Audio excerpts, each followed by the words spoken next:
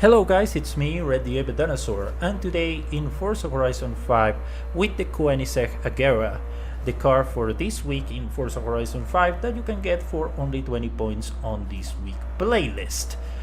So talking about the styling of a Koenigsegg is really weird due to the fact that Koenigsegg is not focused on making a pretty car.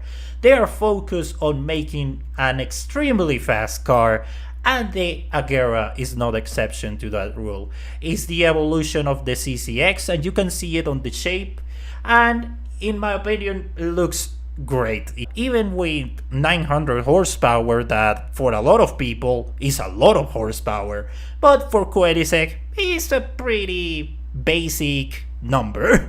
So it's still pretty fast car, and yeah, I love the Agera. I think it's the best looking Koenigsegg, and especially in versions like the 101 and the Agera XS is where this shape looks extremely good, and it takes this aggressive approach without forgetting the shape of the Agera, and it just looks fantastic.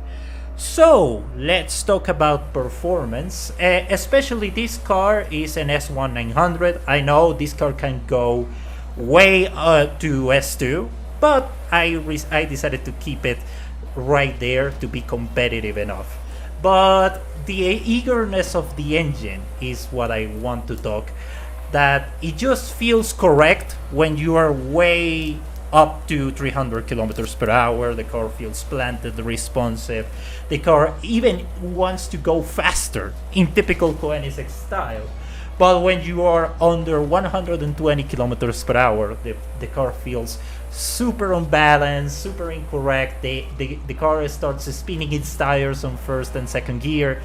It's a really weird behavior, but it's something expected from a car like this. It's a Koenigsegg that is a car that loves top speed.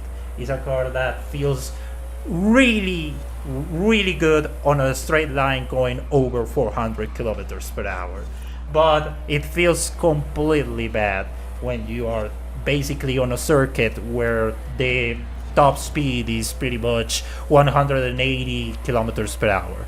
This car doesn't feel right in those situations. So for long sprints, the Agera is a good solution, but for circuits, this hypercar doesn't feel right.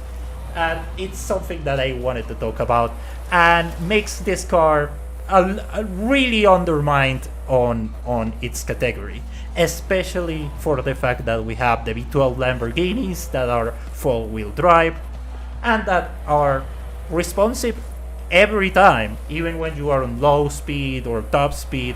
These cars feel that you have control all the time.